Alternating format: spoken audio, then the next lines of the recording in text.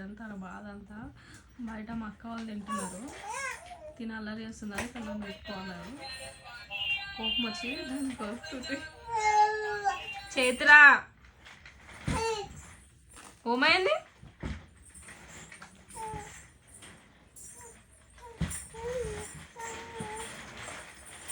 చైత్రా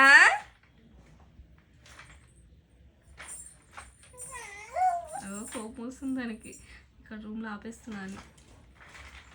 ఓమైందమ్మా చేతురమ్మ, చేతురా ఇక్కడ ఓమైంది? ఓమై అలిగింది.